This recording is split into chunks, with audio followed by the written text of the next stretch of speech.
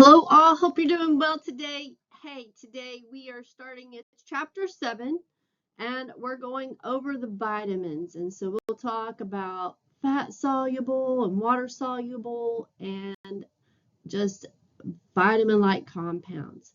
Here we go. Vitamins are essential nutrients that play a critical role in various physiological processes that are necessary for maintaining health. One of those key roles and functions are coenzyme functions. Vitamins, particularly the B vitamins, often act as coenzymes, which are necessary for enzymes to function properly. Enzymes are proteins that catalyze biochemical reactions in the body, and coenzymes assist in these reactions. The B vitamins play critical roles in energy metabolism, red blood cell formation, and neurological functions. Vitamins also have antioxidant functions. So antioxidants are substances that can prevent or slow damage to cells caused by free radicals. Free radicals are unstable molecules that the body produces as a reaction to environmental and other pressures. Beta-carotene, which is vitamin A, as a precursor to vitamin A and an antioxidant that helps maintain healthy vision, skin, and immune function. Vitamin C, which is ascorbic acid, is an oxidant that supports the immune system, helps in the synthesis of collagen, and aids in the absorption of iron from plant-based foods. Vitamin E, which is tocopherol, and is an antioxidant that protects cell membranes from oxidative damage and supports immune function. Vitamins also have hormone functions. So some vitamins act as hormones or are involved in hormone-like functions. Vitamin D, for example, functions as a hormone to regulate calcium and phosphorus metabolism, which is crucial for maintaining bone health. And vitamin A, in its active form of retinoic acid, it is involved in regulating the expression of genes and maintaining healthy skin and vision. And vitamin K plays a role in blood clotting and bone metabolism. Vitamins that function as coenzymes are crucial for various metabolic processes in the body. So coenzymes work by binding to an enzyme and assisting in the enzyme's catalytic activity. And you can see in the diagram here kind of how that works. The enzyme and coenzyme binding. The coenzyme binds to the active site of an enzyme. And the substrate, which is the molecule upon which the enzyme acts, binds to the enzyme coenzyme complex. Now, the coenzyme participates in the chemical reaction often by transferring electrons, atoms, or functional groups from one molecule to another. The reaction results in the formation of a product, which is then released from the enzyme-coenzyme complex. And the coenzyme is often recycled and can participate in multiple catalytic cycles. Coenzymes are essential for converting food into energy and in biosynthesis. They assist in the synthesis of essential molecules like DNA, RNA, and proteins. And with metabolism regulation, they help regulate metabolic pathways, ensuring proper cellular function. Vitamins as coenzymes are indispensable for maintaining metabolic processes and overall health. Without adequate vitamin intake, these crucial biochemical reactions would be impaired, leading to various deficiency diseases and health issues. Free radicals are unstable and highly reactive molecules that have one or more unpaired electrons. They can cause significant damage to cells, proteins, and DNA by stealing electrons through a process called oxidation. So there are different types of free radicals. One of those is the reactive oxygen species, or ROS. And one specifically is the superoxide radical, which is formed when oxygen molecules gain an extra electron. It is often produced in the mitochondria during electron transport. The hydroxyl radical is highly reactive and can be formed through the reduction of hydrogen peroxide in the presence of metal ions and the reactive oxygen-nitrogen species. It includes the nitric oxide and peroxynitrite, which are reactive molecules containing nitrogen. Now, RONS is a collective term for both ROS and RNS. So the reactive oxygen species and reactive oxygen-nitrogen species. And indicates their role in various physiological and pathological processes. So free radicals are produced as a natural byproduct from normal metabolic processes, including mitochondrial electron transport chain. The primary site of ROS, or reactive oxygen species, production happens in the mitochondrial electron transport chain during aerobic respiration. There are enzymes like xanthine oxidase and NADPH oxidase that can generate ROS through enzyme reactions. And then immune responses. The phagocytes produce ROS to destroy pathogens during an immune response. Other environmental factors like UV radiation, pollution, and smoking can increase free radical production. Now, the role of free radicals is for normal cell functioning and specifically cell signaling. So free radicals like nitric oxide act as signaling molecules in various physiological processes, including vasodilation. There is also an immune response. The ROS are used by immune cells to kill pathogens. Now, there is some potential damage. There's oxidative stress that occurs, and so that happens when there is an excess production of free radicals that can overwhelm the body's antioxidant defenses and leads to oxidative stress. There's also cellular damage. Free radicals can damage lipids, proteins, and DNA, contributing to aging and various diseases, including cancer, cardiovascular diseases, and neurodegenerative disorders.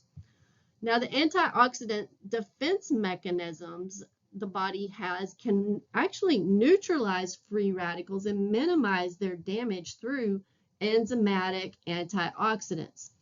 And one specifically is the superoxide dismutase, or SOD, which converts superoxide radicals into hydrogen peroxide. Catalase breaks down hydrogen peroxide into water and oxygen, and glutathione peroxidase reduces hydrogen peroxide and lipid peroxides in using glutathione as well. Now, there are also some non-enzymatic antioxidants, such as vitamin C, which scavenges free radicals and regenerates other antioxidants, and vitamin E, which protects cell membranes from oxidative damage, and beta-carotene, which neutralizes free radicals and can be converted into vitamin A. And then lastly, glutathione, a tripeptide that reduces peroxides and regenerates other antioxidants. Water-soluble and fat-soluble vitamins are two categories of vitamins based on their solubility, absorption, storage, and excretion in the body. So here's a comparison between them. You'll see that the water-soluble vitamin characteristics, of course, the solubility as they dissolve in water. They are easily absorbed into the bloodstream from the gastrointestinal tract, and they are not stored in large amounts in the body. Excess is typically excreted in the urine, and so that helps to reduce the risk of toxicity. They do need to be consumed more regularly because they are not stored extensively in the body. Fat-soluble vitamins, on the other hand, are dissolved in fats and oils and are absorbed along with the dietary fat in the gastrointestinal tract. They are stored in the liver and adipose or fatty tissues and are not excreted as easily as water-soluble vitamins, increasing the risk of toxicity if it's consumed in excess. So you don't need to be consumed as frequently since they don't necessarily need to be consumed as frequently since they can be stored in the body. Vitamins are essential for numerous biochemical and physiological processes in the body. Deficiencies or excesses can significantly impact health and physical performance. So in the preliminary stage of a vitamin deficiency, typically it happens because there's inadequate intake or absorption of vitamins. And really, you might not see any observable symptoms, but the body's vitamin levels start to drop. At this stage, the dietary inadequacies or factors affecting absorption, such as gastrointestinal disorders, may begin to deplete the vitamin stores. When vitamin levels become low enough to affect biochemical functions, then the impact is really more of a subclinical biochemical changes that occur, such as alterations in enzyme activity or metabolic pathways. Blood tests might reveal low vitamin concentrations, but physical symptoms are still not evident. When we get to the physiological deficiency stage, this is where physiological functions become impaired due to prolonged deficiency, and you start to see symptoms occur, such as that will affect physical performance and overall health. For example, fatigue, weakness, and a decrease in immune function that may be observed due to a lack of energy production and repair mechanisms. When it becomes clinically manifested as a vitamin deficiency stage, these are full blown out clinical symptoms and health issues manifest. So some serious health problems arise, such as scurvy, which is a vitamin C deficiency, or rickets, which is a vitamin D deficiency, or beriberi, which is a vitamin B1 deficiency. These conditions significantly impair health and physical performance, leading to issues like poor wound healing, bone deformities, and severe fatigue. The example of stages of vitamin deficiency, specifically the vitamin B12, in the preliminary stage, what you'll see is that an individual has switched over to a vegan diet and they're avoiding fortified foods. So at this stage, the person is not consuming adequate sources of vitamin B12, and it's primarily found in animal products. So there are no noticeable symptoms yet, but the body's vitamin B12 stores begin to deplete due to insufficient intake. When you get to the biochemical deficiency stage, this is where, again, serum levels of vitamin B12 decrease. So it's depicted by blood tests that reveal a decreased level of vitamin B12. And although there are still no overt physical symptoms, the body's biochemical processes that rely on B12, such as DNA synthesis and red blood cell production, start to be affected. At the physiological deficiency stage, they'll start having feelings of weakness. And so they'll start to experience non-specific symptoms such as fatigue or weakness and possibly slight cognitive difficulties. These symptoms are a result of the body's reduced ability to produce those healthy red blood cells and maintain proper nervous system function.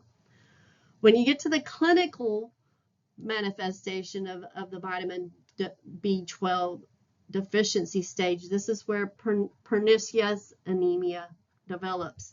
So this stage is characterized by the development of pernicious anemia, and it is a condition that's marked by the production of large abnormal red blood cells and a decrease in their number.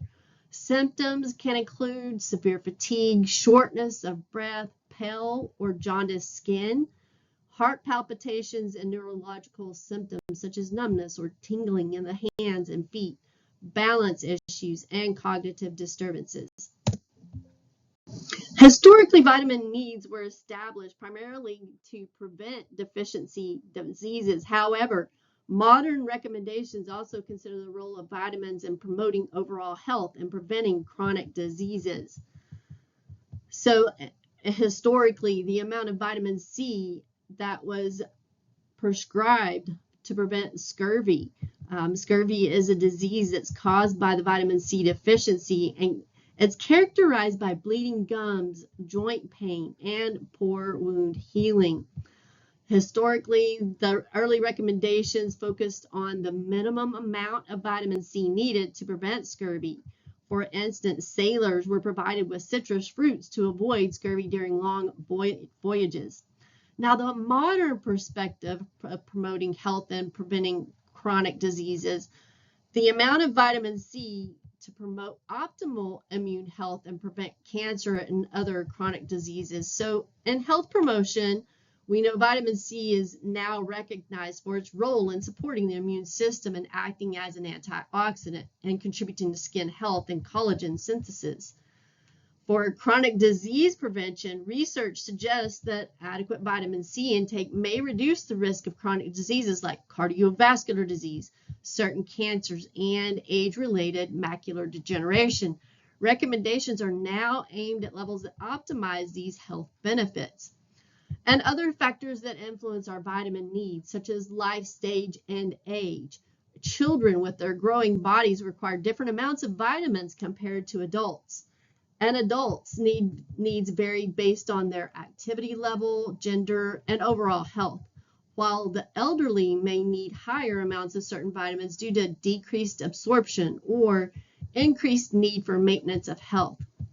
And physiological status, such as pregnancy and lactation. There's an increased requirement for vitamins to support fetal development and milk production. And also in illness and stress. So illnesses and high stress levels can increase the body's need for certain vitamins. Also need to look at dietary intake and lifestyle.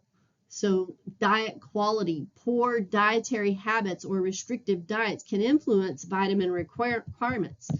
And lifestyle factors such as smoking and alcohol consumption and high levels of physical activity can impact our vitamin needs as well. And genetic factors such as metabolism. There are genetic variations that can affect how vitamins are metabolized and utilized in the body, as well as environmental factors, the exposure to pollutants. There's an increased exposure to when there's an increased exposure to environmental toxins that can raise the need for antioxidants like vitamin C and E. Hypervitaminosis refers to the condition of having too much of a vitamin in the body, which can lead to toxic reactions. It is important to note that hypervitaminosis is unlikely to occur from the consumption of natural foods alone. Instead, it is most often caused by excessive intake of vitamin supplements, fortified foods, or a combination of the two. So in the case of excessive intake of vitamin supplements, typically it's an overuse or incorrect dosing of vitamin supplements that can lead to toxic levels of certain vitamins in the body. And for consuming multiple foods that are fortified with high levels of vitamins can contribute to excessive intake as well, especially when it's combined with supplements. Or it could be a combination of both, where you're using vitamin supplements in conjunction with a diet high in fortified foods. That increases the risk of hypervitaminosis. When vitamins are consumed in excessively high amounts, they can begin to function like drugs rather than nutrients, potentially causing harmful effects. So the body's ability to store fat-soluble vitamins like A, D, E, and K makes these particularly susceptible to toxicity, although water-soluble vitamins can also cause problems at very high doses. With vitamin A specifically, there are symptoms like liver damage, headache, nausea, dizziness, skin irritation, and in severe cases, coma and death. Sources for vitamin A are, of course, supplements, fish oil, liver oils, or excessive consumption of fortified foods. Vitamin D, typically that's hypercalcemia, which is high calcium levels, and it causes kidney damage, nausea, vomiting, weakness, and in severe cases, cardiovascular damage. With vitamin E, the symptoms are an increased risk of bleeding, gastrointestinal disturbances, and interference with blood clotting. And vitamin K, it can interfere with anticoagulant medications that causing problems with blood clotting. And vitamin C with symptoms of gastrointestinal disturbances or kidney stones and increased oxidative stress. Vitamin B6, there's more neuropathy or nerve damage, photosensitivity, and skin lesions. To prevent hypervitaminosis, an upper intake level has been established for most vitamins. The UL is the maximum daily intake, unlikely to cause adverse health effects in the general population. These levels are based on research and provide a safety margin to prevent toxicity. So some key concepts to the first part of this chapter. Vitamins are a complex organic compound that function in the body in a variety of ways. Some act as coenzymes to help regulate our metabolic processes, while others are antioxidants that protect cell membranes. And vitamin D is actually classified as a hormone. Vitamins do not provide kcals or kilocalories, but they do help in regulating our energy processes in the body. There are 4 stages in a vitamin deficiency: the preliminary stage, the biochemical deficiency stage, the physiological deficiency stage, and the clinically manifest deficiency stage. There are recommended intakes for vitamins that have been established to determine the amount of the vitamin optimal for health. This includes both the amount of the vitamin necessary to prevent a deficiency disease, but also to prevent chronic disease. We will pick up in part 2 of chapter 7 next. We're continuing our conversation about vitamins. We'll talk specifically more about them in our next chapter. So I'll talk with you soon. Have a great day.